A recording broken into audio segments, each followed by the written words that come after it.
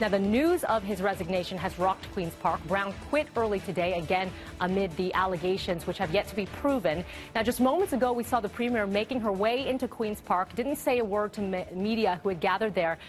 But right after Brown's resignation, she did release a statement, and it read in part, "It's a difficult and brave thing to do to come forward the way these young women have done tonight. My government and I have been clear on the issue of sexual harassment and assault. In fact, our policy and our ad recalled it's never okay." The Ontario PC Deputy Leaders Sylvia Jones and Steve Clark saying, "In the interest of the Ontario PC party, we unanimously agree that Mr. Brown cannot continue serving as leader. Mr. Brown is entitled to a legal defense and due process, but he cannot lead us into an election as a result of these allegations." And fellow Conservative MPP saying, this is Lisa MacLeod, that every citizen of Ontario deserves respect. And she goes on in her statement now. Joining me now on the phone is NDP Leader Andrea Horwath. Good morning to you. Good morning. Now, you were quick to react online as well. How are you feeling this morning? And this is going to be, it's going to have a major effect at Queen's Park.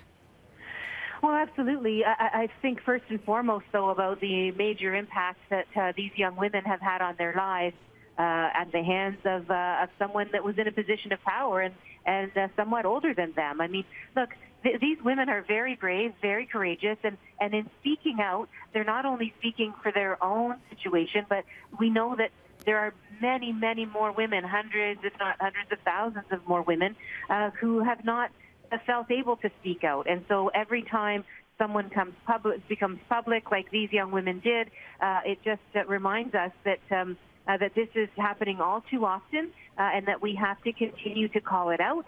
And if we're ever going to make the kind of change that will help us make sure that our daughters and granddaughters don't have to deal with this kind of, that it takes this kind of courage. And I really, I just want to thank these young women for doing that.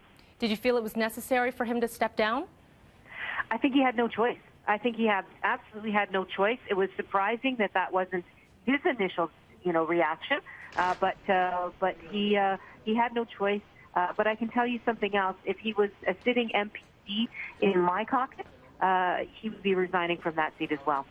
We are 5 months away from the provincial election. What are the next steps for your party? What do you think should be happening now? Well, we're going to continue to do our work. That's what our job is. And I mean, I have a caucus of very strong women. We have 55% of our caucus is women. And so we have a process in place that elects great women candidates, and they sit equally around my caucus table with our male colleagues. We have a very respectful and equal discussion and dialogue, and we're going to continue to do that work on behalf of Ontarians. I mean, today, though, I think the most important thing is not to forget these young women whose voices have courageously come forward and who, again, open the door and continue to create a pathway for other women to say enough is enough, and we're not going to tolerate this kind of behavior anymore, and we're not going to let men get away with the behaviors that they've exhibited or that they've undertaken over the years.